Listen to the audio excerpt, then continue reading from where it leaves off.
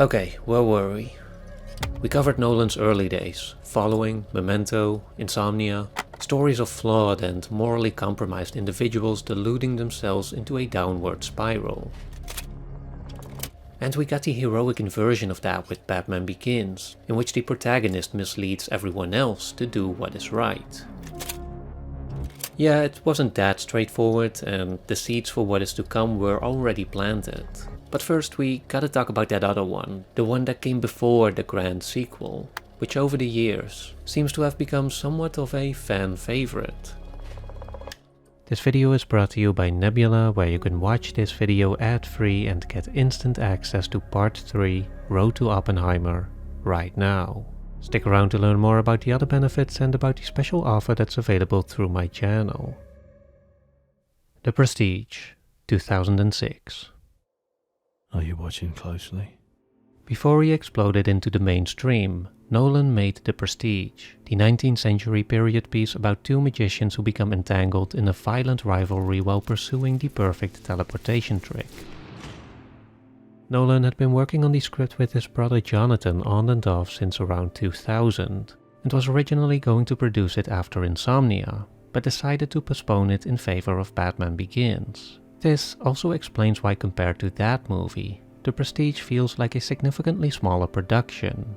It's because it is. With an estimated budget of $40 million, Nolan barely had a third of the money that was available for the superhero reboot, and even slightly less than he had for Insomnia. This is not to say that The Prestige was a step back for Nolan. It certainly wasn't. If anything, I think it displays a kind of freedom that filmmakers today, especially those who have entered the studio system, don't really seem to have anymore. The freedom to pick projects that you feel genuinely passionate about, and the freedom to improve your skills and vision at your own pace without immediately being pushed into the bigger Hollywood machine that only seems to curtail the creative vision of emerging voices, that at best lets them add flavor to existing franchises, instead of really giving them a chance to become true auteurs. For Nolan at least, I think it resulted in a movie that is not only fascinatingly revealing when it comes to Nolan's perspective on his own craft, but that also contains some interesting and often overlooked sociological themes about the nature of progress and about the way it went on to reshape our world in the 20th century. As Kevin S. Decker wrote in his paper on the movie, the entertaining facade of magic, obsession, danger, and rivalry of The Prestige is in itself a kind of illusion that conceals elements of a modern worldview about technology and sacrifice that is so integral to most of our thinking and feeling that we fail to realize that it is a defining philosophy for our age. But before we get into that, let's lay out some groundwork first and discuss Nolan's more general use of metaphor in The Prestige. Because compared to his previous works, he quietly yet significantly ventures into some new territories here as well. In my discussion on Memento, I talked about the way that movie probably best captures the essential themes and ideas that Nolan seems to be most interested in. But I also believe that The Prestige might be the better movie to actually explain them. Besides its intricate structure that jumps back and forth between different perspectives and different time periods, what The Prestige is probably best known for is its metatextual story elements, or the way in which the subject of the story, i.e. the nature and dynamics of magic tricks, is also used to comment on the nature and dynamics of filmmaking. The movie opens and ends with Michael Caine's character Cutter talking about the 3 steps of a magic trick: the pledge, the turn, and the prestige, which roughly resemble the structure of the overall story in which we are introduced to something ordinary, which is then turned extraordinary, and finally brought back to ordinary in a satisfying resolution. The metaphor is kind of on the nose and has already been talked about to death, and so I won't linger on it for too long, but the most important takeaway here is what Borden says about it. The secret impresses no one. The trick you use it for is everything. Indeed, the actual secret, the actual prestige or resolution that the movie eventually reveals to us is kind of unimpressive. In short, Christian Bale's Borden achieved his teleportation trick by using a twin brother who he shared his identity with, and Hugh Jackman's Angier did it by using literal magic. Unlike some others, I didn't mind the inclusion of the more science fiction elements. I actually think it carries some deeper thematic weight, which we'll get back to in a minute. And as for Borden's secret, watching the movie now, it seems painfully obvious that his overly non-descriptive partner in crime is just Christian Bale in makeup. But I honestly can't remember if I figured this out during my first viewing, or if I, like Angier, initially dismissed the obvious answer in the hopes of finding a more spectacular one. I already know how he does it, Robert. Same way he always does, the same way as we do. It's just that you want something more. Either way, the point here is that in the end, the nature of these revelations doesn't really matter. I'd even say they're supposed to be a bit disappointing, because as in Nolan's previous movies, it's never about unraveling the grand mystery. It's about the way the grand mystery unravels us. It's about the way the unknown confronts us with the limits of our being. How it leaves us struggling for meaning, for purpose, for some certainty to hold on to. And how this, when left unchecked, can result in dangerous self-delusions and destructive obsessions that can set us on a course towards tragedy. And this the Prestige makes abundantly clear by having not one, but two protagonists whose incapacity to truly grasp each other's knowledge, not just the secrets to their tricks, but the secrets to their realities, sends them spiraling into chaos. How can he not know? How can he not know? But unlike his previous movies, in The Prestige, Nolan, for the first time really, also makes a distinctively ontological statement, makes a distinctive comment on the nature of our reality. As Angier explains at the very end, we all know the truth. The world is simple, it's miserable, solid all the way through. Going back to Kevin S. Decker's paper on The Prestige, what Angier expresses here is a specifically modern worldview, one that came out of what in the social sciences is known as the Great Disenchantment, the transition from a pre-modern society that saw the world as magical and mystical, whether through organized religions or through superstitions, fables, spirituality or other forms of belief, to a modern one that more predominantly sees the world as instrumental, physical, as matter devoid of spirit, solid all the way through. And it was this shift that also significantly changed how we see ourselves as part of the world. For when the universe was magical, we saw ourselves as part of that order, that our humanity and all that it signified was a reflection of a greater cosmic meaning, and therefore played a central role in it. But in a disenchanted world, we replaced all this with an order in which, as Decker writes, humans are, for better or worse, just another piece of nature's furniture. And perhaps most importantly, as sociologist Max Weber once observed, it led to a kind of self-interested, instrumental thinking that came to define the philosophical foundation of our technological progress, our approach to problem solving, and our general interaction with each other and with the world. For the modern man, the illusions of a magician are no longer reveries to be enjoyed. They are challenges to his intellect, which we see reflected both in the rivalry between Angier and Borden as they become obsessed with figuring out each other's tricks, and we see it on that metatextual level where we as the audience might find ourselves being engaged with the movie in a way that centers, above anything else, our desire to figure out the puzzle we're presented with. In this framework, the necessity for progress becomes an almost automatic assumption. As Borden mentions early on in the movie, a real magician tries to invent something new that other magicians will scratch their heads over. And perhaps more importantly, the means that are necessary to achieve this also become unbound from any real social or moral consideration. Because again, in a disenchanted reality, the world is instrumental, it's just stuff. And so the actions of our magicians are grounded mostly in cost-benefit analyses. Or to explain it in the words of Jurassic Park's Malcolm, they were so preoccupied with whether or not they could, that they didn't stop to think if they should.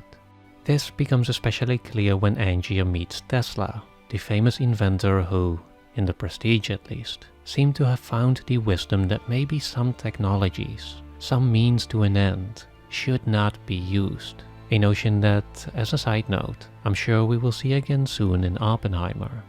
To Angier, however, the idea of self-imposed limitations is complete nonsense and signifies only as a superfluous obstacle to his all-important need to beat boredom. In response to Tesla's warning, Angier asks him about his own obsessions and if they didn't lead to any good, to which Tesla replies that they did so at first, but that he followed them for too long. I am their slave, and one day they will choose to destroy me. Weber once described this attitude that also seems to lie at the foundation of our modern economic and technological order as an iron cage, one that, despite promising us freedom through progress, actually traps us in a never-ending cycle in which every step forward is seen as inevitable, as if it's going to happen whether we like it or not, and in which every step forward also demands a greater cost. The intention here, however, is not necessarily to condemn modernity. It's more about observing its underlying dynamics and reflecting on the implications that they have on our society and on ourselves.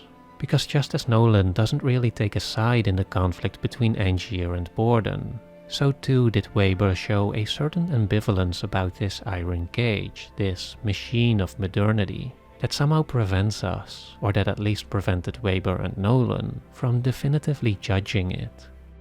This is in part because there is a seemingly intrinsic element of sacrifice to modern progress that we can't help but admire, at least to some extent.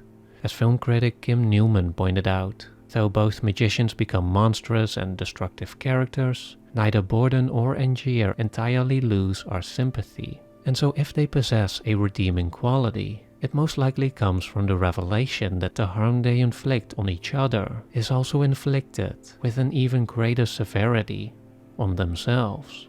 Borden's sacrifice, especially when it is finally revealed to us, is staggering when you really think about it. The sheer will it must have taken to split your entire being over two halves of a full life, to commit so completely to this sole purpose, almost reflexively invokes a feeling of reverence.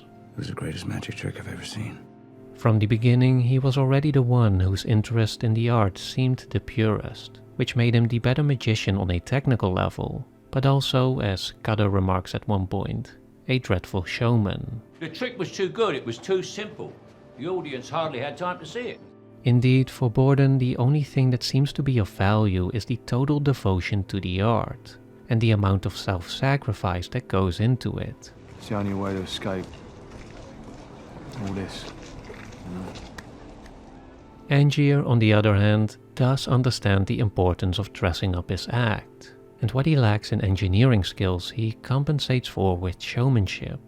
As such, he makes up the other side of the coin, so to say, the other element of modern progress that is hard to unambiguously condemn, and that is what it can achieve. Whereas for Borden, ultimate meaning was found in the total dedication to his craft, or in the how of it. For Angier, this meaning came from what his labor could bring into being, or from the why of it. Because again, Angier too understood the nature of the modern world. Simple, miserable, solid all the way through. But his means of escape was not so much found in the craft of the artist, but more so in what it invokes in the audience. Because if you can fool them, he says, even for a second, then you can make them wonder. For Angier, this is what it's all about. That brief moment of transcendence in a disenchanted world. That brief moment of awe in the face of what is, for all intents and purposes, a glimpse of actual magic. As mentioned before, the presence of what seems to be literal magic, of the science fiction part that enables Angier's teleportation trick at the end, also carries a deeper significance here. Early in the movie, Borden mentions he has been working on his own trick, the teleportation one that everybody will remember him for. And when Cotter offers to buy it, he answers no, because he is assured no one but him would be able to perform it. To which Angier replies, any trick can be duplicated. At first, it seems like Borden is right, and knowing how he performs it, we can see why he thought so. It's one thing to have a twin brother, but to also be so committed to each sharing half an identity Surely that kind of absolute dedication, that kind of sacrifice, cannot be replicated. But as Angier debuts his real transported man, it turns out that Borden was mistaken after all. His authentic act can in fact be duplicated. It can be duplicated over and over. The world is on the brink of new and terrifying possibilities, Angier says as he unveils his machine. And considering these words in the 21st century, now that we've seen such possibilities, both wondrous as well as horrifyingly destructive, that a century ago could may as well have been magic actually come into being, he was absolutely right. As such, as Decker writes in his paper, the Tesla device that represents the terrifying possibilities revealed at the end of the Prestige is, ironically, no illusion at all. It has no trick. It's real. In the end, Angier's transported man clearly triumphs over Borden's, whose complete devotion to his art, his great sacrifice, is suddenly rendered insignificant by the sheer power of the machine. But Angier's trick too comes at a cost. The reproductive capability of the transported man is one that requires perhaps the film's most significant sacrifice. Or, from a different perspective, no sacrifice at all, Decker writes. One can wonder after Angier first duplicates himself only to immediately bring the number of Angiers back down from 2 to 1, if we're still seeing the original or the authentic Angier. But the question doesn't really matter, because in his achievement of complete duplicability, it is the very notion of authenticity that was rendered obsolete. It signifies what is perhaps the final sacrifice, the suggested endgame of a system that, in its essence, is a never-ending cycle of production and reproduction, of transcendence and sacrifice, of creation and violence. And especially now, in a time where AIs seem to be invading one of the last frontiers of authenticity by generating, with increasingly terrifying accuracy, our likeness, our voice, our intellect, our creativity and our imagination, it's a prophecy that feels more relevant than ever, and that makes the Prestige only more fascinating with time, because as the machine marches on, and provides us with the spellbinding magic of newer and greater wonders, it is so easy to become transfixed, to become so passively enamored by what goes on the grand stage, that we fail to consider the inevitable human cost that is hidden away behind the curtain, that we fail to consider the true nature of our progress and our technology, because, as Cutter once more reminds us, we don't really want to know. We want to be fooled.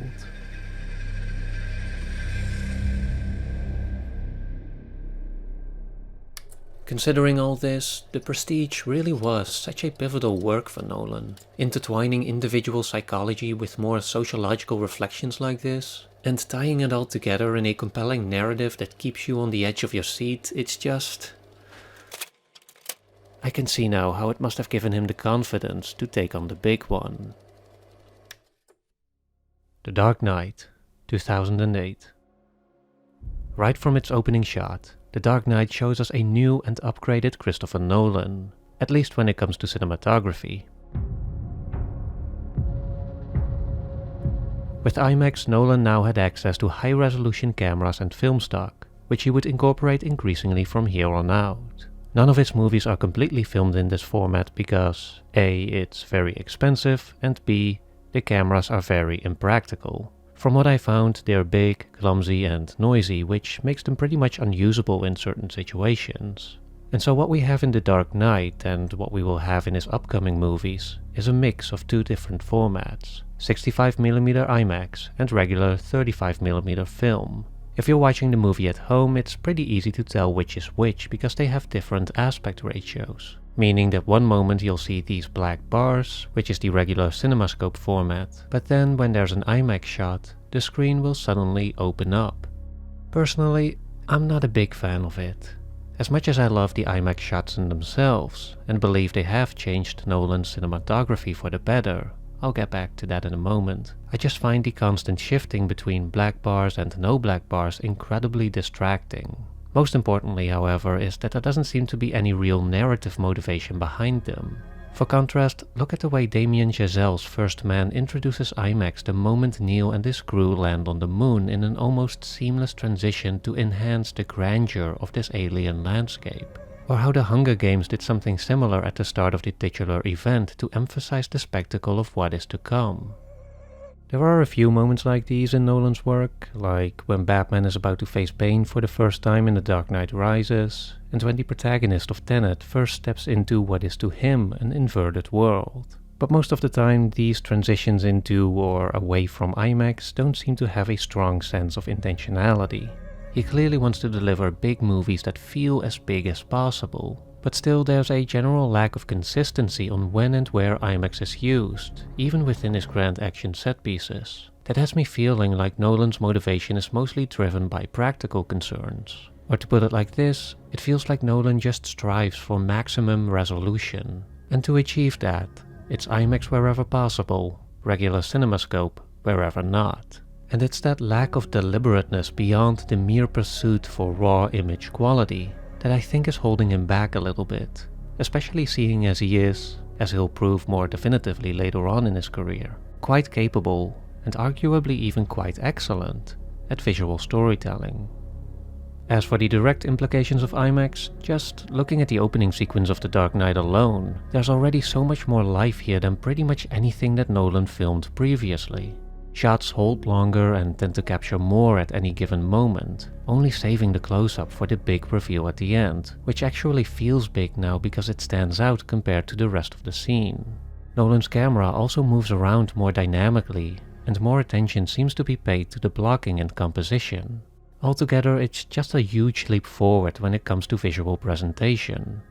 The action scenes still aren't quite there yet, though they've definitely been improved from Batman Begins. It's clear that this isn't Nolan's main interest. However, I will say that whatever Nolan lacks in choreography, he makes up for with concept.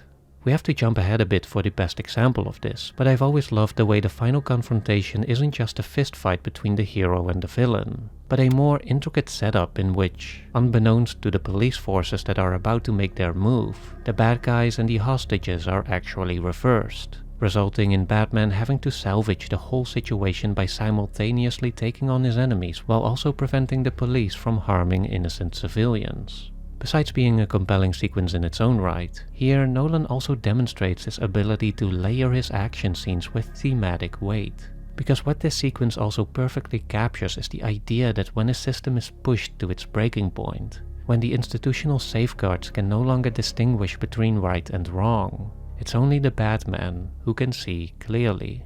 But at the same time, we're also aware that this advantage came at a price. It came at the cost of a privacy-breaking technology that sacrifices individual liberty for security. Unethical. Dangerous. There is more to unpack here, but first let's back up a little bit and examine how exactly The Dark Knight lays out its conflict and weaves it into a variety of highly complex and controversial real-world issues to create not just an exhilarating sequel, but also a fascinating work that critically examines our modern society in the post-9/11 era. At the end of our discussion of Batman Begins, I emphasized how Bruce Wayne's hero's journey was very much a linear one in the sense that he set out to change something in this world. He wanted to stop the mob and the League of Shadows from destroying Gotham, and he pretty much achieved exactly that. And so, in The Dark Knight, you would expect there to be a feeling of victory, and to some extent, there is. Despite not every problem being solved, the institutions that are supposed to provide justice are no longer completely paralyzed by corruption and are increasingly capable of performing their function. At the beginning of the story, the Batman is still an integral part of this new status quo, balancing out the upper hand that criminals once had by invoking fear and by acting outside of the law to prevent its weaknesses from being exploited. But Bruce also knows that if he truly wants to cement his victory and restore the system in fullness, it will have to reach a point where the Batman is no longer necessary. Whoever the Batman is, he doesn't want to do this for the rest of his life. How could he? That moment seems to be near when he meets Harvey Dent, in which Bruce sees the kind of heroic integrity that he embodied as the Batman, but now in a more institutionalized form, in the form of a true leader, a hero with a face, as Bruce remarks. But as he's tying up some loose ends early on in the movie, Batman encounters copycats, other vigilantes who were clearly inspired by his example, but who do not seem to follow his strict code of conduct. As Bruce laments, That wasn't exactly what I had in mind when I said I wanted to inspire people. it's an early warning that this straight road to victory, this linear hero's journey, is not going to pan out as Bruce had envisioned. And although this particular issue is somewhat benign, an unforeseen consequence to his intention, sure, but not an unmanageable one, it does foreshadow the vastly more disruptive reaction that is to come. Good evening, ladies and gentlemen. As the primary antagonist of the sequel, the Joker represents multiple layers of meaning. First and foremost, he signifies a fundamental transition in the nature of Bruce's hero's journey. Because whereas in Batman Begins, Bruce was the main driving force for change in the story, in The Dark Knight, it is the Joker who is now setting things in motion, thereby putting Bruce in a reactive position. To be more precise, because the Joker was unleashed on the city as a direct reaction to the Batman's intervention, Bruce is put in a reactive position where he has to confront specifically the unintended consequences of his own actions, of his own previous victory. In simple terms, in Batman Begins, Batman changed Gotham, and now in The Dark Knight, a changed Gotham is going to change him. And it is this transition that also reflects an interesting societal shift between the way we envisioned progress in the 20th century and how we experience it now in the 21st one. To elaborate on this, we can briefly turn to German sociologist Ulrich Beck.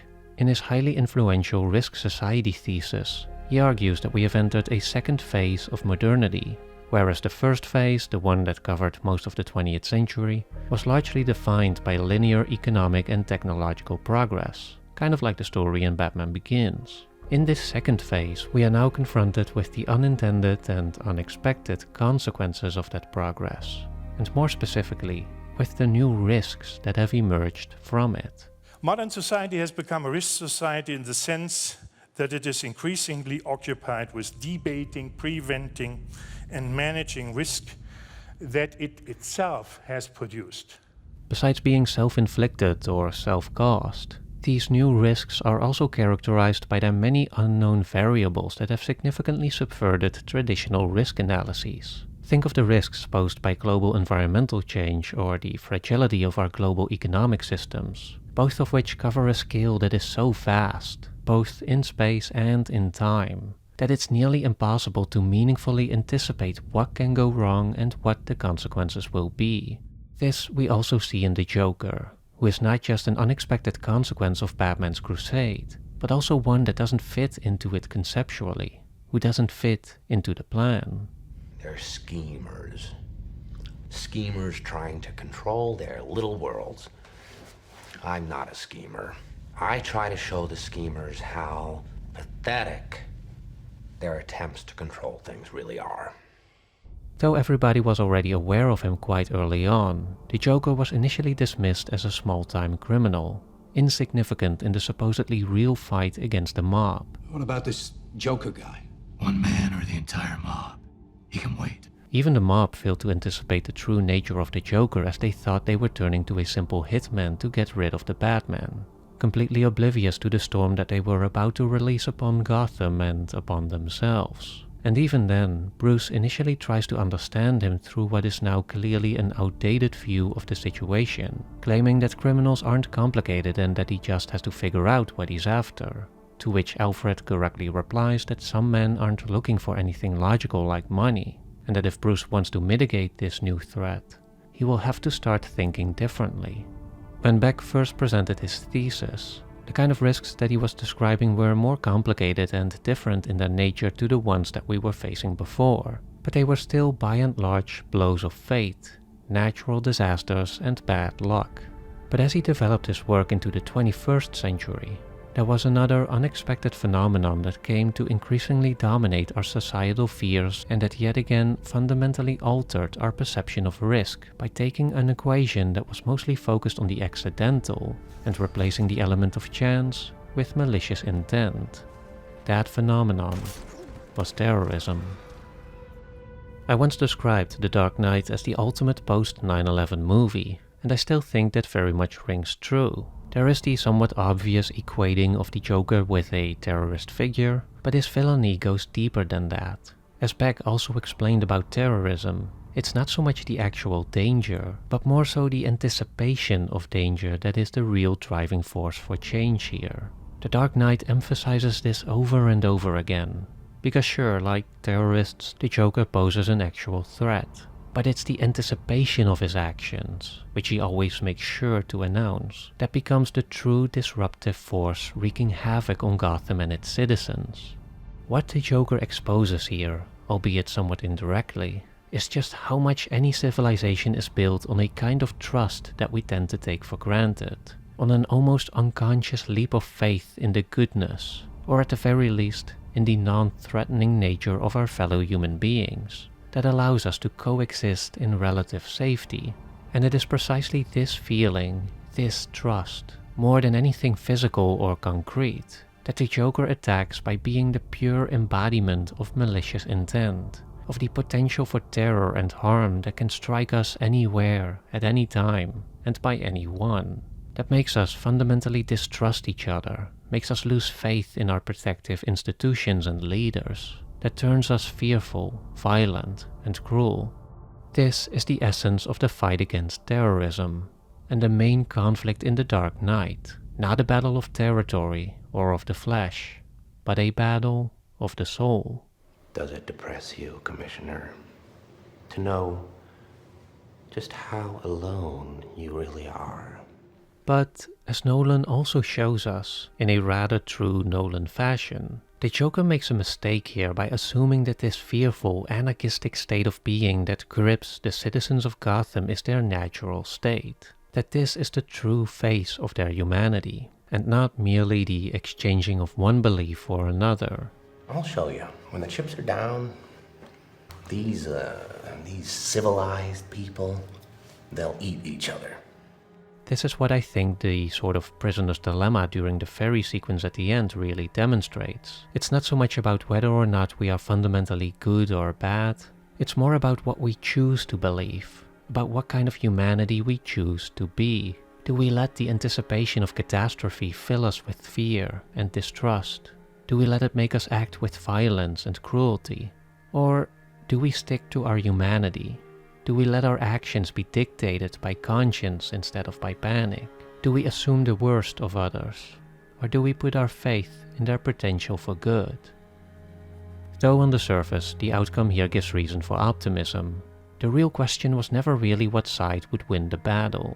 Instead, what Nolan seems more interested in is the price that was paid by fighting it, and how it nevertheless changed something fundamental about Gotham and about Batman. This we see reflected in Bruce's more internal struggle. At one point, Bruce mentions to Alfred that he sees now what he would have to become to stop men like the Joker. Today I found out what Batman can't do. He can't endure this. There is a more straightforward interpretation of this in which Bruce is worried about the means that he would have to employ, because the tragic irony of fighting terrorism is that the measures against it also tend to erode the very principles of democracy, freedom, and justice we want to protect from it. This is wrong. I've got to find this man, Lucius. And indeed, Bruce does end up using a highly controversial sonar device to track down the Joker, which poses a significant intrusion on the people's privacy and reflects the cost on individual liberty in the hopes of reclaiming security. But in another interpretation, or rather, in a deeper layer hidden within Bruce's realization, there is also an awareness about the more personal cost that fighting the Joker could lead to. The cost of blood on his hands, and specifically, the blood of those he cares about. This is perhaps the one thing that Bruce cannot endure, and the one thing that pierces right into the weakness of his character and of his Batman persona.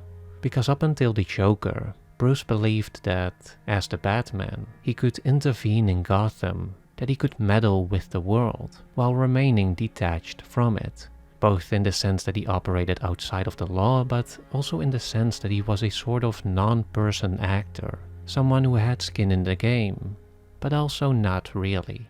Because when he was putting himself on the line, he wasn't acting as Bruce, as someone who had people he cared about and was capable of losing. No, he was acting as a symbolic persona. And this is precisely what the Joker also goes on to attack.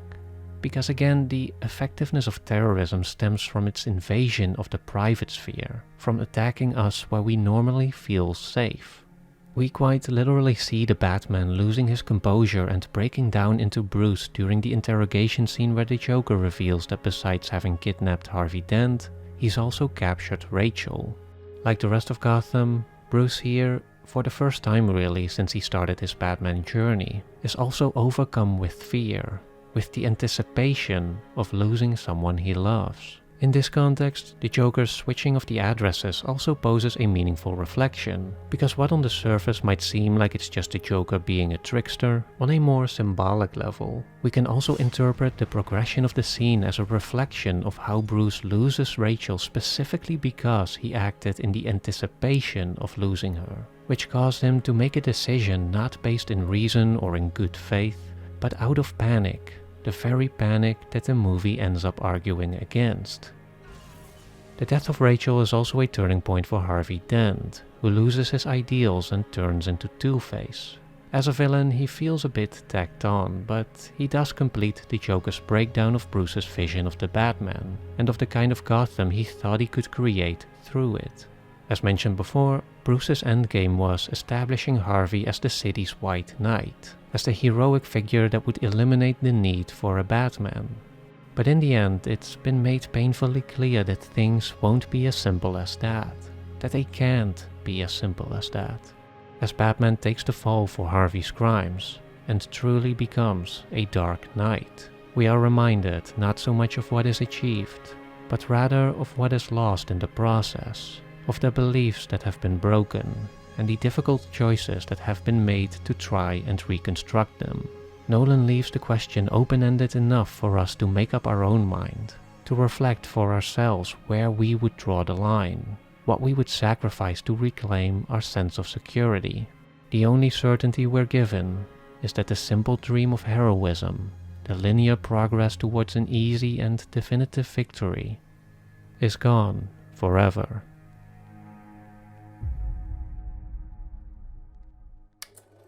The Dark Knight was just lightning in a bottle. It received almost unanimous praise from critics and audiences alike, broke box office records and pretty much single-handedly altered the course of the superhero genre, maybe even film history as a whole.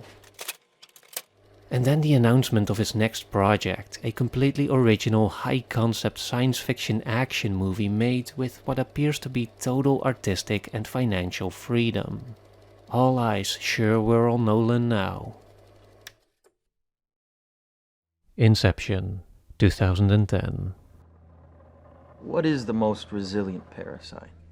With its extensive opening sequence, Nolan's Inception immediately communicates to us that this is a movie where you are going to have to keep your eyes open and critically question the reality of what you are watching. Because even though its initial premise, thieves breaking into people's dreams to steal information, sounds pretty straightforward on first impression, the movie directly adds a complication by revealing that the assumed reality was actually a dream, and therefore that the dream was actually a dream within a dream.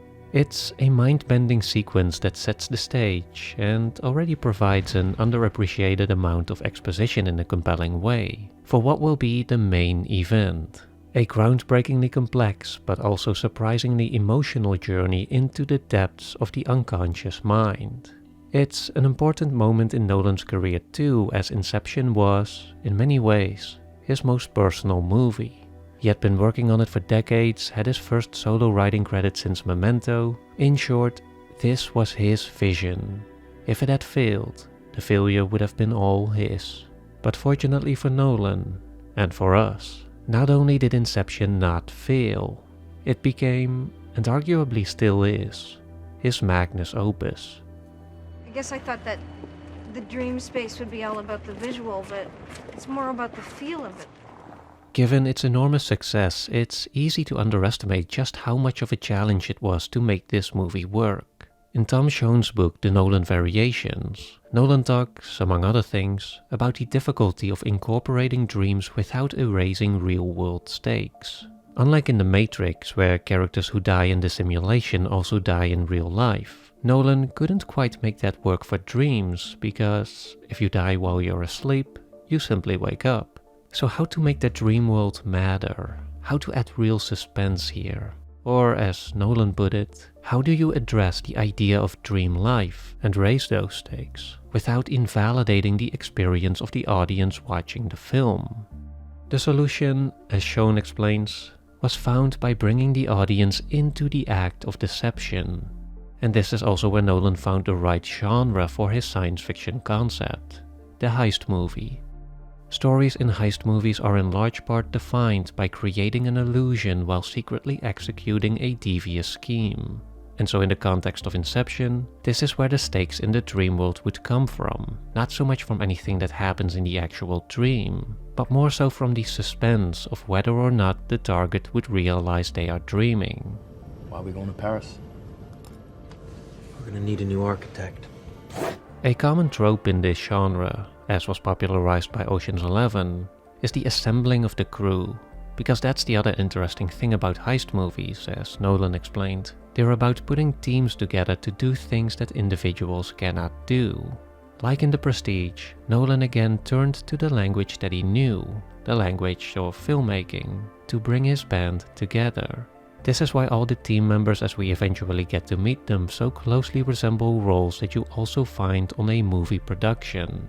There's the director, the producer, the designer, actor, and even the studio to back them up with the necessary funds. But I think these metatextual elements run deeper than this, perhaps even more so than Nolan initially intended. Because on closer examination, Inception's exploration of the nature of dreams is also very much an exploration of the nature of cinema. Take this scene for example, in which Cobb explains to Ariadne how we never really remember the beginning of a dream and always end up right in the middle of what's going on, only to then ask her, So how did we end up here? Well, we just came from the, As it turns out, they're not actually in a cafe, they're in a dream. Ariadne simply assumed the reality as it was presented to her, not questioning where exactly they came from or how they got there. And the interesting thing is, neither did we, because that's how the language of film works. A scene can cut from this moment to this one, and we just subconsciously fill in the blanks. You create the world of the dream. We bring the subject into that dream, and they fill it with their subconscious. The conversation also demonstrates how adapting the heist genre also solved the inevitable exposition problem. The problem of having to convey lots of information about its highly complicated concept, which consisted of, among all the other story elements, explaining the different dream levels, the shared dreaming, the time dilation, the Escher-esque illusions, the function of the totems, the nature of limbo, and, of course, the act of Inception itself. Because in a heist movie, as Schoen points out, the exposition pretty much is the plot. Personally, I'd even say it's part of the fun. Because yes, even though the movie contains lots of exposition, with some of it being delivered quite awkwardly in character dialogues, by and large, I just love the way the movie really gets down into the nitty-gritty of its own concept. Not just because I think that Nolan makes great use of the dream world to explain it all in a visually engaging and comprehensible way, but also because I think it just really draws you into the story. And by this, I don't mean the actual plot of convincing some business guy to break up his company, which quite obviously is but a device to set in motion the real story. The story of a broken man trying to find his way home. And this job, this last job, that's how I get there. I've always been somewhat amazed by the way Inception, despite being an action-packed science fiction heist movie, also had such a surprisingly emotional story at its core, which at the time of its release was quite unusual for Nolan, who, while obviously having a great interest in human psychology, always seemed to approach it more conceptually and intellectually. I'll elaborate a bit more on this in the next discussion. It wasn't until years later that I learned that the reason Inception felt so different was actually because of Leonardo DiCaprio. Initially, Nolan wrote the movie as more of a genre film, one that was more focused on the heist and which didn't really have an emotional story because, as he later explained, a heist movie inherently is not an emotional genre. But when DiCaprio came on board, he pushed Nolan into a more character-based direction and sat with him for months to rework the script to centralize and emphasize the tragic love story between his character Dom Cobb and his deceased wife Mel, played by Marion Cotillard. The success of this influence, I think, is best revealed at the very end, which, like a typical Nolan movie, is undeniably impactful and cathartic, but which, unlike a typical Nolan movie, does not end with some grand philosophical statement over a fast-moving montage, but with a relatively simple scene that relies purely on emotion. To be fair, Inception's ending is greatly elevated by Hans Zimmer, who composed for the final sequence a piece that has since been widely recognized as one of the best he's ever created. But still, it is quite remarkable how so much is conveyed with so little. There are no meaningful words that are spoken here. There are just silent nods, and the almost surreal feeling of, after having ventured so deep into the dream world, of actually being back in the real world again, of finally having made our way home. After more than a decade of examinations and analyses, I'm not sure if there's much ambiguity left as to what the ending of Inception really means. I feel that by now most people understand that the true resolution here doesn't have anything to do with the question of whether Cobb is still dreaming or not, but instead is about him choosing to return home, about him choosing to be with his children regardless of the quote-unquote objective nature of his reality. And yet, that final shot did, and still does, seem to invite us to question if what we're seeing is real. Especially after having been trained for over 2 hours to always be highly vigilant about the distinction between what is a dream and what is not. It's an ending that naturally prompts us to search for clues that might give away the secret, to examine closely that little wobble in the spinning totem, to discover the quote-unquote truth. In fact, you can, as many have done, approach the whole movie like this. Take it apart piece by piece, zoom in on every little connection, every tiny symbol, every suspiciously placed musical note. And all that is perfectly fine. It has actually revealed a lot of details that have only increased my appreciation for the movie. But if the final message is that the question of what is real doesn't matter, and that approaching the movie solely as a puzzle to be solved is missing the point, then why provoke the question in the first place? Why end on the totem and not on, let's say, a close-up shot of Cobb hugging his children with the spinning totem blurred out in the background? Well, I think this is because Nolan didn't want to end the movie with a cut-and-dried resolution. I think he did want to end it with a challenge for the audience, just not the one you might think. One of my favorite examinations of Inception comes from Karen D. Hoffman. In her paper, False Tattoos and Failed Totems, Hoffman used the work of philosopher Soren Kierkegaard to understand both Nolan's Memento and Inception, which, thematically speaking, are very much intertwined. As Hoffman writes, not only are Leonard and Cobb dealing with the problem of distinguishing what is objectively true from what merely appears to be, both are also asked to confront questions about who they are, to take responsibility for the choices they've made, and to work toward becoming the individuals they would like to be. In Kierkegaard's terms, both protagonists are confronted by questions pertaining to subjective as well as objective truth. They must commit to values and interpretations that lack objective certainty but that will nevertheless be crucial to shaping their identities and their relation to others and the worlds in which they live. In the discussion on Memento, I already covered the way Nolan often uses the lack of objective reality as a vehicle to explore his true fascination, the limits and implications of our subjectivity. And so here I want to dive a bit deeper into one element of that which is also more explicitly present in Inception, and that is the notion of finding ideas that have a truly transformative power. Or, as Cobb puts it, finding an idea that sticks. Once an idea has taken hold of the brain, it's almost impossible to eradicate. An idea that is fully formed, fully understood, that sticks. Right in there somewhere. Kierkegaard distinguished between objective and subjective truth, with objective truth referring to the factual, to the knowledge that stands apart from the individual observer, and subjective truth referring more to the way that knowledge is appropriated, valued, and integrated into the life of the observer, thereby transforming it into something that is deeply connected to them, and that relates specifically to their individuality. And it's this kind of truth, as Kierkegaard argues, that is more important than we generally assume, and is what truly defines us as human beings. As I also mentioned in the Memento discussion, and as Hoffman also emphasizes, Kierkegaard isn't making the problematic assertion that we can render what is objectively false objectively true by wanting or believing it. Instead, his point is that there is a kind of knowledge that can be more important to us than the factual reality, not in an objective sense, but in an existential one. Inception actually covers this at length, as Cobb and his team are trying to figure out how to complete their mission of incepting within Fisher, the business guy who just inherited his dead father's imperium, an idea that will lead him to break the company apart. Notice how they're not trying to impose on Fisher an objective truth. They're not trying to convince him that the company's numbers are bad, that there's a better deal somewhere else, or that there's some other kind of factual reason that makes it more sensible for him to tear the whole business down.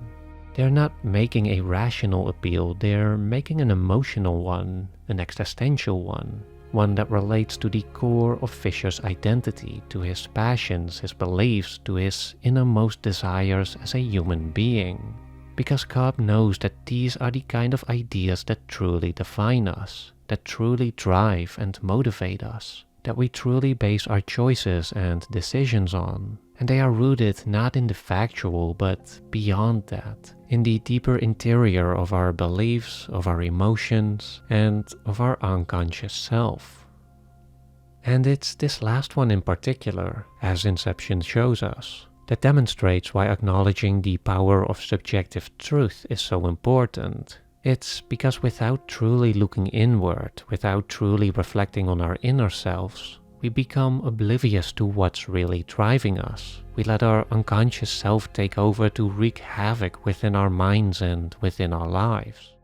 This is Cobb's main struggle, because when it comes to his own self and identity, he insists that knowing what is objectively true is more important than what is subjectively true, that his rational self controls his unconscious self, which is why we so often see him reaching for his totem in moments of distress. It's because he believes that this is what gives him certainty, that this is how he regains control, while in actuality it's a delusion that allows him to ignore what's really going on the inside, that allows him to ignore what is truly defining his character and his actions, which is not the factual but that which lies deeper, his grief, his guilt, and his fear to confront the reality of his situation and of himself. Come back to reality, Tom. Please. There is an interesting and, in my opinion, fun interpretation of Inception that assumes that the whole movie is actually a dream in which not Fisher, but Cobb is the target for Inception. To be clear though, I believe that the most straightforward interpretation of Inception is the correct one. That Cobb did in fact make his way home, and that all the scenes that were presented as taking place in the real world actually did. But I think this alternative reading is a great way to highlight Cobb's journey and transformation over the course of the story. So, in this scenario, Cobb, very much like the dream addicts we see at one point, is perpetually stuck in non-reality, clinging to his totem, which was actually Mal's totem, to delude himself into believing his false reality, the one where he doesn't have to confront his inner self, is the real one. And so, in a somewhat desperate attempt, his friends devise a ruse. They come up with this corporate job that, if completed, grants him an almost magical way home, which of course really serves to get Cobb to journey deeper into his own subconscious. And And this job, this last job, that's how I get there. The beauty here is that, like the trick they pull on Fisher, Cobb is basically deceived into working against his own subconscious self. And so, as he takes on the job, he, somewhat ironically, uses his own talent and skills to venture further inward, which allows his friends to carefully get him to see for himself how his unresolved grief is disrupting his functionality. The truth that at any minute you might bring a freight train through the wall. The truth that Maul is bursting through your subconscious. After all, as is often emphasized, for Inception to succeed, we have to feel as if our ideas are truly ours. And so, it is important that Cobb comes to understand for himself that if he wants the mission to succeed, that if he truly wants to come home, he needs to go to the absolute root of his self-delusion and confront whatever it is he encounters there. Admit it. You don't believe in one reality anymore. So choose. Again, I don't think this is the correct reading of the movie, but I like how it shows more explicitly that the actual story is about Cobb reflecting on himself, confronting his past, taking responsibility for his mistakes, and actively deciding who he wants to be. As he embraces his children and leaves his totem behind, he demonstrates his acknowledgement that in the end it's the subjective truth that really matters, that these are the ideas that stick, that truly define us, and that, if we consciously engage with them, can transform us and our lives for the better. And this brings us back to that final shot, that final challenge that Nolan leaves us with, which I think is his way of asking us, well, I just showed you how Cobb broke free of the spiral, how he was able to let go of what doesn't matter to focus instead on what does. Now, after all this, can you do the same? Will you remain like Leonard in Memento, stuck in a loop chasing after objective certainty, all the while missing the truth of what is really going on?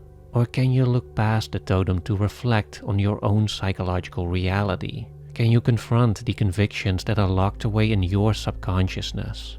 Can you face what's hiding in the basement of your inner being? All the emotions, memories, ideas and traumas that are truly driving you, that are truly defining who you are. And from here, can you decide what truly matters? Can you commit to an idea that lacks objective certainty but that is nevertheless existentially significant, specifically to you? All this is easier said than done, because as Kierkegaard emphasizes, by letting go of the idea of objective certainty in favor of that which is subjectively true, by acknowledging that the essence of our identity is rooted in what we ourselves choose to invest in, we are basically asked to take a leap of faith, to embrace and commit ourselves to an uncertain future, to an uncertain reality. This we also see in the final sequence where, after having reconciled with Maul, Cobb also has to bring back Sado, who, by the time Cobb reaches Limbo, has aged decades and who is at risk of becoming lost altogether, or, as Cobb put it earlier, who is at risk of becoming an old man, filled with regret, waiting to die alone, unless he takes the leap of faith. Come back, so we can be young men together again. What Nolan also demonstrates in these final minutes, albeit more implicitly, is that all this isn't just a matter of individual psychology. It's a relational issue too, taking that leap of faith into subjective truth. It's not something we just do on our own, we also do it together. And this is a notion that will come back in his later movies too, especially Tenet, which is frustratingly fascinating when it comes to its thematic presentation. It's the notion that, in a very real sense, the only reason our world functions is because we collectively put our trust in it, because we choose to believe it is real. In the end, this might just be the defining factor in Cobb's victory, and what makes the final catharsis such an emotionally powerful one. It's not just that Cobb has reconciled himself with his own inner being, but also that, after having been severed from each other by incompatible beliefs and conflicting realities for so long, Everyone is now on the same plane of existence again. They established a new harmony, a new collectively agreed upon reality from which life is possible.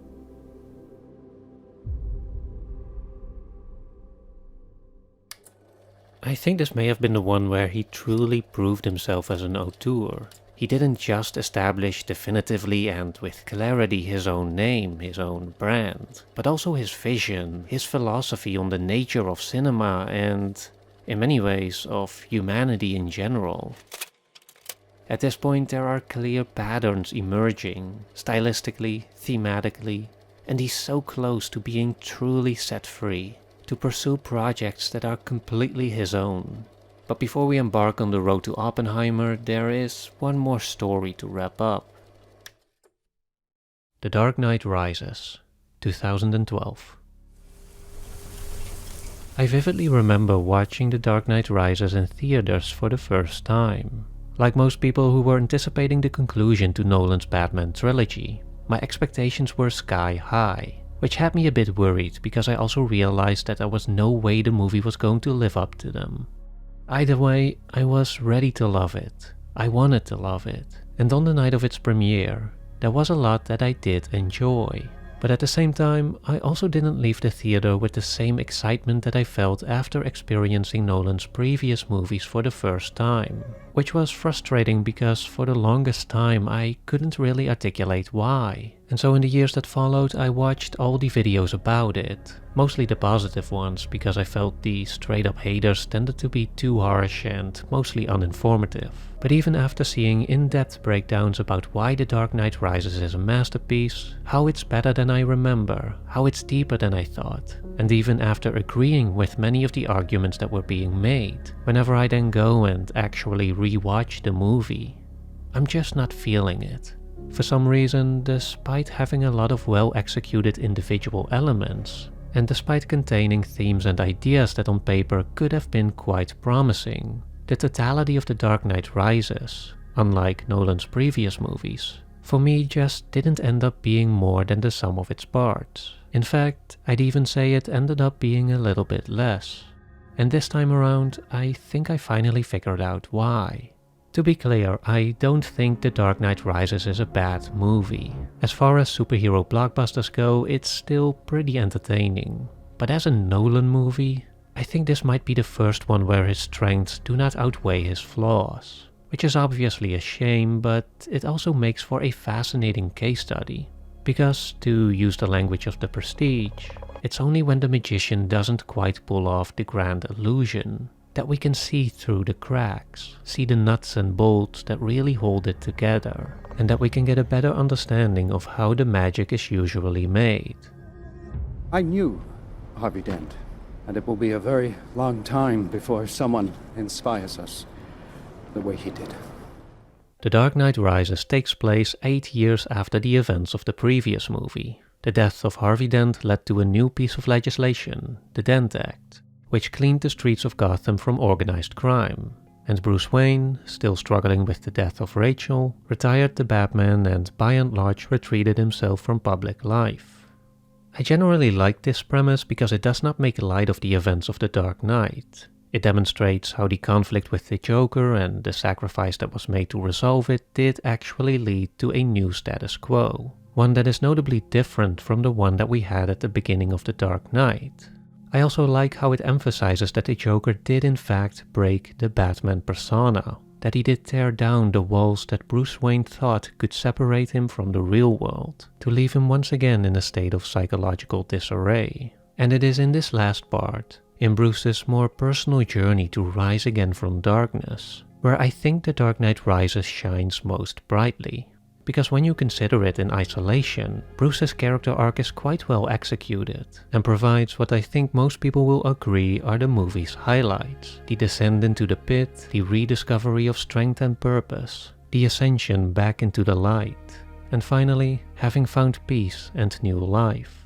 It's definitely a satisfying conclusion to Bruce's story, and to the Dark Knight trilogy as a whole. But when looking at it in the broader context of The Dark Knight Rises, I also feel like Bruce's journey isn't supported by the rest of the movie, and that there even is a lot of friction and thematic confusion where there should be a clear and unifying whole. Because as understandable as it is to have this final movie focus more on Bruce's character and personal journey, the issue is that, unlike in Inception, where Leonardo DiCaprio brought a lot of emotional gravitas to the story, in the Batman movies there never was much room for such genuine emotion. As I talked about in the section on Batman Begins, these movies have always been more of a philosophical exercise rather than a true character study. For example, were you really that invested in the love story between Bruce and Rachel? Or did you just accept it conceptually as one element in Bruce's Batman journey? And by extension, did you really feel Rachel's death in The Dark Knight was a genuinely sad moment? Or was it mostly an interesting turn of events? Mind you, this is not a criticism, it's just an observation of the storytelling approach that Nolan assumed for both Batman Begins and The Dark Knight. In fact, I think this is one of the main reasons why those movies were so widely appealing and successful, even beyond superhero fans. It's precisely because they took that individual hero's journey and grounded it within a broader examination of philosophical concepts and societal developments. And this is probably my main issue with The Dark Knight Rises, that even though the foundation of Bruce's journey is solid, it's the rest of the story that doesn't seem to have much to say, or at least not with that same vigor with which Nolan usually challenges his audience. And this has significant consequences for how we experience the movie in its totality. Because when you really think about it, what is The Dark Knight Rises actually about? Aside from Bruce's story, that is. What's really going on in the rest of Gotham, and with the new villain? And how is it all related to each other? How does it all connect into that great battle of competing ideas that usually makes a Nolan movie so fascinating? Let's begin with the Dent Act, the most direct legacy from the events of The Dark Knight, and probably the most important element of the new status quo at the beginning of Rises. Because as a new legislative weapon against the mob, we're shown that it's good, but also not really. I get that we're supposed to have conflicted feelings about it considering the morally dubious nature of its origins. And that on a more symbolic level, the state of Gotham at the beginning of Rises is supposed to feel like somewhat of a facade that is doomed to come down. But still, I think there's a difference between conveying a conflicted situation and just sending the audience contradictory signals. And The Dark Knight Rises, unfortunately, seems to fall in the latter category when it comes to setting up its premise. Because on the one hand, we really do get a clear victory here, and Nolan has even said in an interview that there had to be one to make the sacrifice at the end of The Dark Knight meaningful. And indeed, despite being built on a lie, the new status quo looks genuinely great in the beginning. Organized crime is all but eradicated, peacetime has been declared, and all the cops will soon, as Blake points out, be chasing overdue library books. When you and Dad cleaned up the streets, you cleaned them good. But on the other hand, Bane's eventual uprising also suggests a pre-existing civil unrest. A storm is coming, as Selina says to Bruce. The orphans are being neglected, and Blake also occasionally points out how the Dent Act might be a little too strict, sending criminals to prison without chance of parole and whatnot. And so, which is it? Are all these prisoners a signifier of something good? Of finally having cleaned the streets of all those who prey on the fearful, as Batman once set out to do? Or are they a sign of the repressed, of a police system that has gone too far? And by extension, is the general population actually unhappy with Gotham as it is now? Is there any real groundwork here suggesting that the city is a ticking time bomb for violent upheaval? To me, it felt like none of these questions were communicated with enough clarity for us to feel our way into the story, to connect ourselves with the soul of Gotham, and to prepare us for the conflict that is to come. Gotham! Take control! Take control of your city! So let's talk about Bane, because even though I really liked Tom Hardy's portrayal of a more physically imposing enemy to Batman, and even though I think he also had great potential as a villain that could have challenged Batman on that more philosophical level like the Joker did, I do think Bane suffered significantly by having to upset a status quo that wasn't clearly established, and then suffered even more by not engaging with it in a truly meaningful way. But first off, I do want to mention that I do really love the way he slowly rises up from the sewers of Gotham. That, I think, is a much more interesting symbolic reflection of the hidden corruption that lies just beneath the surface of the Dent Act. Also, I want to credit Nolan here for making his first genuinely great fight scene. The first confrontation between Batman and Bane beautifully reveals character information, looks fantastic visually, has amazing sound design, and is just an altogether exhilarating experience. But after sending Bruce into the pit and finally making his grand entrance into Gotham, Bane's villainy quickly starts to feel confusing, needlessly convoluted, and perhaps above all, kind of pointless. Because before all this unfolds, we already know Bane's true motivation, which has nothing to do with revolution or freedom or whatever it is he presents to the city. No, in reality he wants to carry out the plan that the League of Shadows had in Batman Begins, which was to just destroy Gotham in its entirety. But despite having a nuclear bomb at his disposal, he doesn't set it off immediately because, and this is perhaps where the true thematic conflict is revealed, he doesn't just want to destroy Gotham and kill Bruce, he also wants both to experience true despair, which, in his view, does not exist without hope. And so he leaves Bruce down in the pit to stare up at the light he'll never reach, and brings a false revolution to Gotham to ignite hope before confronting them with the ultimate despair. As I terrorize Gotham, I will feed its people hope to poison their souls. The real problem here, however, is that all this feels more like a retroactive justification to bridge the time that Bruce needs for his broken back to heal, and less like a true philosophical statement. And more specifically, it doesn't feel like a true philosophical statement in the sense that every aspect of the movie serves to examine it, to explore different arguments, and to ultimately deepen our understanding about it. Again, The Dark Knight did this excellently. We weren't just told about its philosophical conflict by the Joker, we felt it through the citizens of Gotham as they were increasingly gripped by fear and panic. We felt it through all the unintended consequences hinting at further escalation. We felt it by the way every action that Bruce took as the Batman, things only seemed to get worse and worse, leaving him with ever more desperate measures to stay ahead. But in The Dark Knight Rises, however, because the initial setup of Gotham was already so unclear, the wider implications of Bane's intervention also remain rather vague and disjointed. It's a stock exchange. There's no money you can steal. Really? Then why are you people here? On first impression, it seems that Nolan again wanted to include some societal reflection like he did in The Dark Knight, this time apparently tapping into the cultural aftermath of the 2008 financial crisis. But especially looking back on the movie now, these references only add more confusion about the conflict between hope and despair. Because even though Bane claims to be a liberator, and even though he does seem to incite some kind of revolt against the quote-unquote elite, who is really rising up here? And who is really being victimized? Or to put it like this, from our perspective as the audience, are we supposed to assume that the general population of Gotham actually sees Bane as a revolutionary leader for the city's downtrodden? That they really see him as a source for hope in some kind of vaguely anti-capitalist uprising? Or are we supposed to assume that Gotham sees Bane as we understand him, as a warmongering oppressor who only manages to rile up a small band of fanatic fascists and criminals? Besides a brief and rather non-descriptive montage of chaos and upheaval, there's just no real clarity here about how exactly the city reacts, about how the city feels.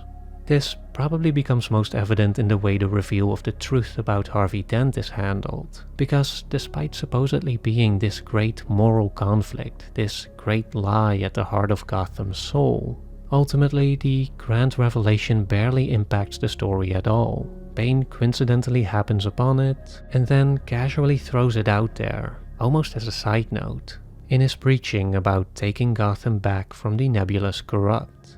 There's just very little explicit thematic content here. The sociological elements regarding class struggle feel more like window dressing, and on that more existential level regarding hope and despair, it also covers little ground. Because what do we really learn in Gotham that helps Bruce's journey? They certainly have a plot going on as they are struggling against Bane through some kind of underground resistance. But thematically speaking, what dynamics, propositions, or arguments are really being examined here? Is their hope for survival really deepening their despair, as Bane suggested?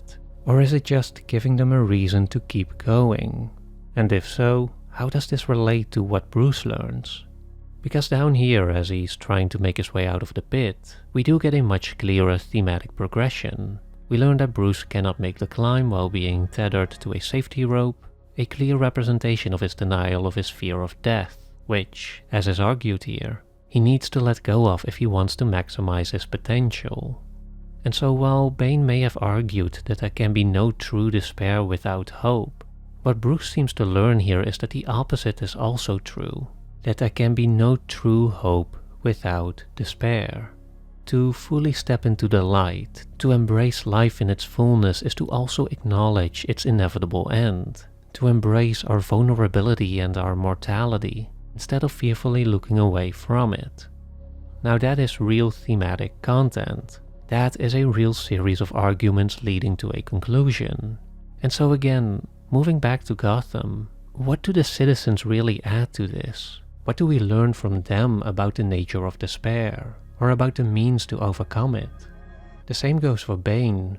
What does he add to this? Because besides setting Bruce up with an initial hypothesis, I learned here that there can be no true despair without hope.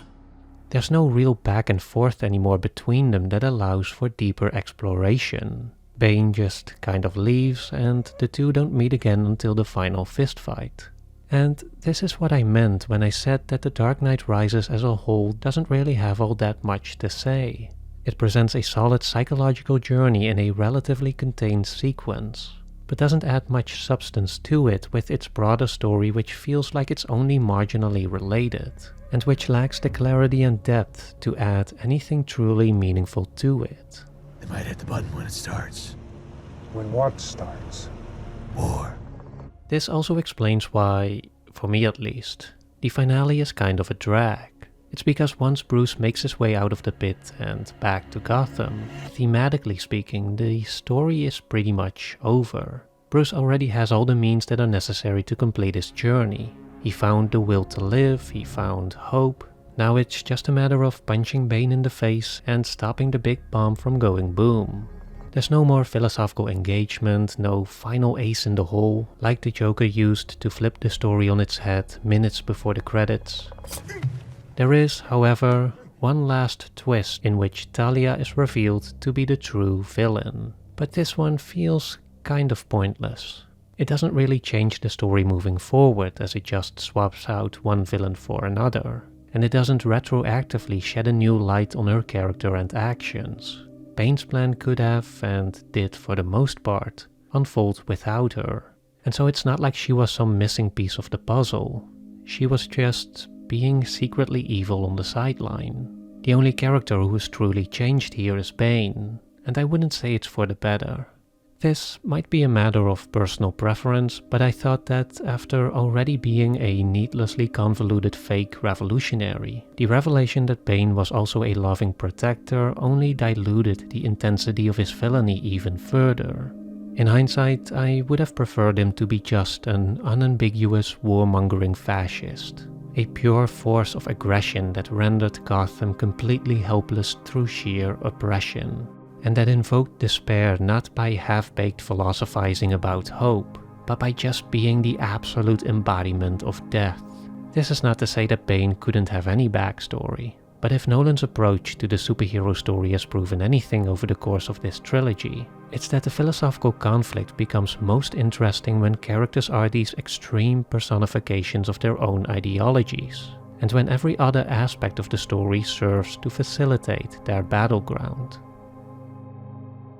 I remember how when The Dark Knight Rises first came out, it felt like people were almost immediately picking the story apart. scrutinizing the logic, or lack thereof, of rather superfluous questions like, why the hell did they send all the cops down into the sewers?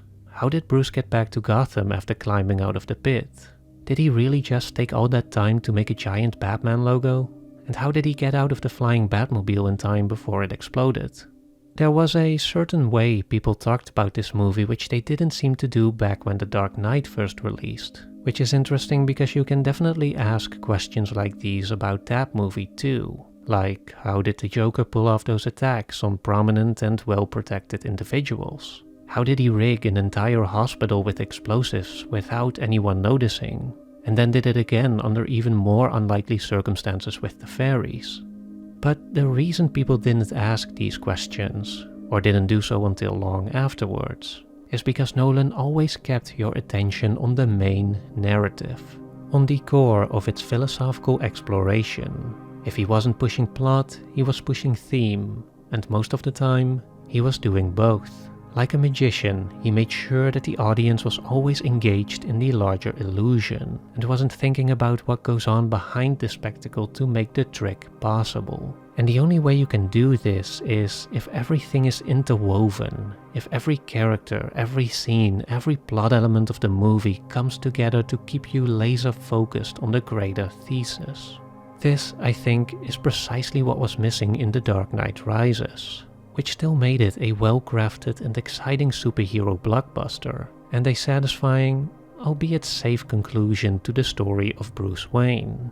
But after seeing what Nolan was capable of in The Dark Knight and Inception, how he turned these grand blockbusters into something more, something that transcended the limits of their respective genres, I was hoping for The Dark Knight Rises to also rise a little higher.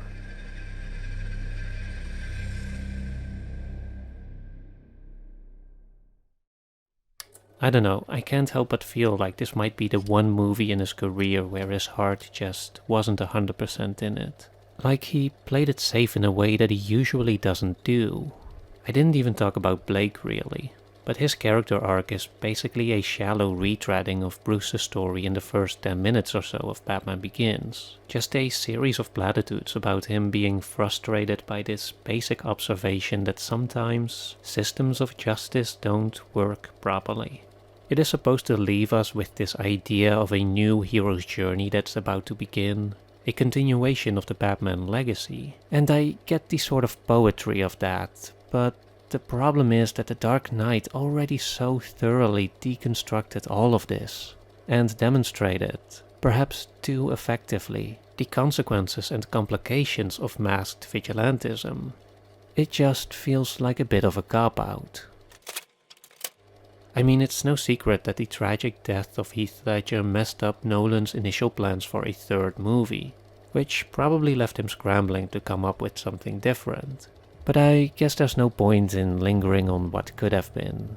For all intents and purposes, The Dark Knight Rises was a success. Nolan's brand was still strong, probably even stronger than ever. And perhaps most importantly, it set him free to pursue what will become a fascinating series of movies that aren't based on existing franchises. A series of completely original and more personal projects that are, for better and worse, 100% pure Nolan. In the third and final episode of the Ultimate Christopher Nolan retrospective, I cover the road to Oppenheimer, during which Nolan made some of his most fascinating movies, that being Interstellar, Dunkirk, and Tenet.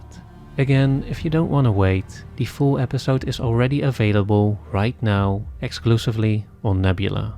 Be sure to use my personal link, that's go.nebula.tv/LSOO, to get a nice discount and to complete our journey into the work of Christopher Nolan right now.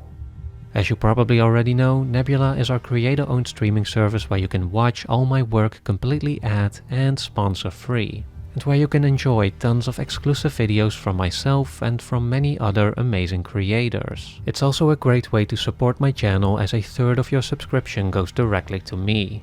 In general, Nebula has also just been a great community that really supports and elevates creators. For example, they have helped me and my fellow video essayist Thomas Flight to launch our podcast Cinema of Meaning, which on Nebula you can get access to early, ad-free, and with an additional catalog of exclusive bonus episodes. Without Nebula, I also wouldn't have been able to produce my class about story analysis and about how stories function as vehicles for meaning that play an important role in shaping who we are. You can find this one on the Nebula classes.